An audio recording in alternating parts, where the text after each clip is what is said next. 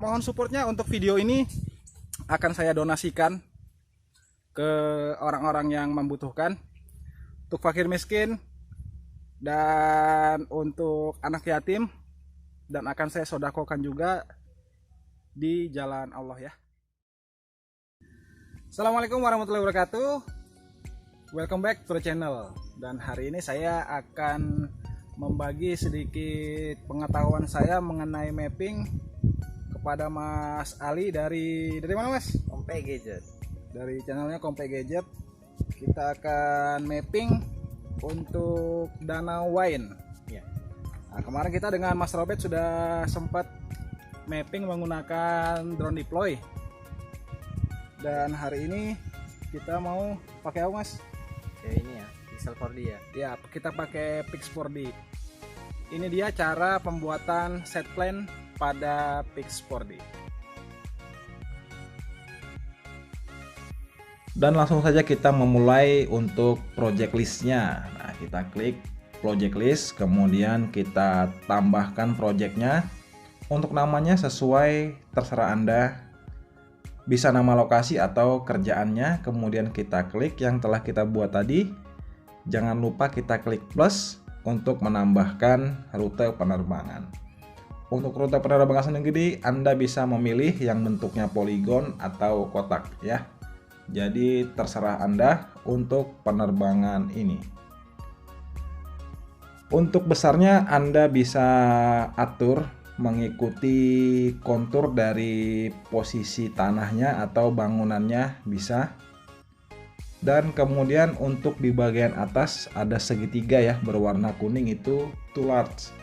Jadi untuk Pix 4D sendiri jarak maksimalnya adalah 300 meter persegi. Jadi di atas itu maka aplikasi akan mendeteksi bahwa project yang Anda buat itu terlalu besar. Jadi sebaiknya Anda memilih untuk membuat project dengan luas wilayah 300 meter persegi. Nah, seperti ini ya. Untuk yang 300 meter persegi maka tidak akan keluar apa namanya di atas, warning bahwa rute yang Anda buat itu terlalu besar. Dan enaknya Pix 4D ketimbang aplikasi lain seperti drone deploy, Anda bisa memilih untuk menambah project penerbangan di setiap project.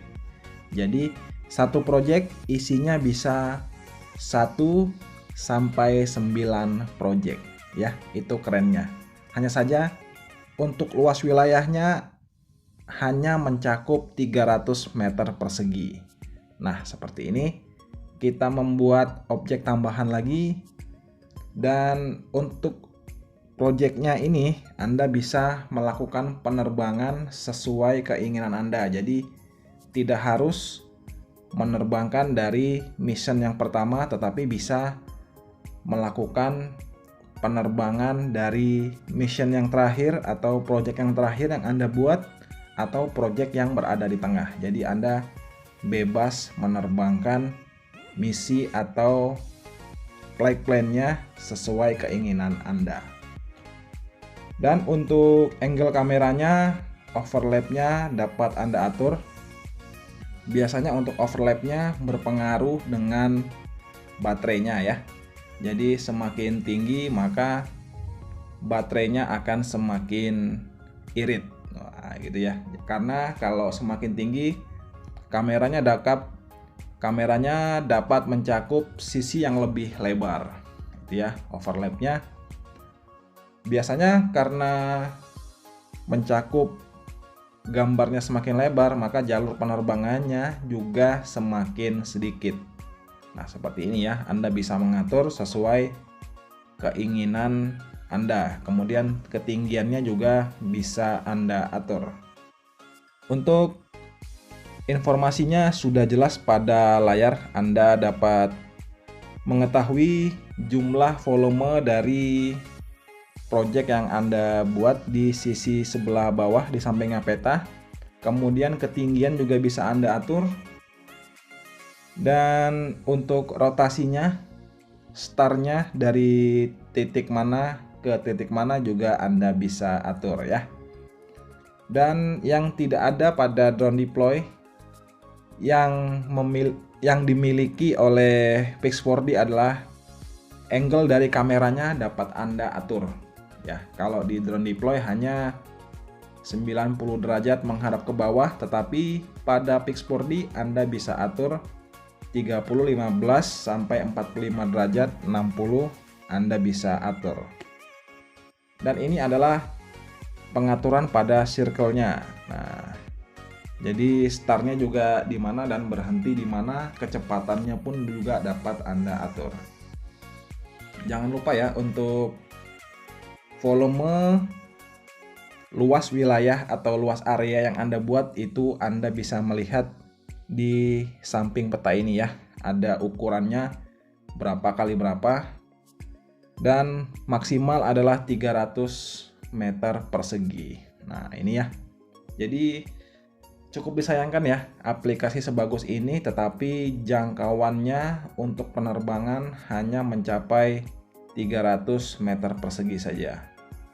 Berbeda dengan drone deploy, kemarin saya coba drone deploy itu 500 meter kali 1 kilo. Wah itu masih bisa dicakup ya.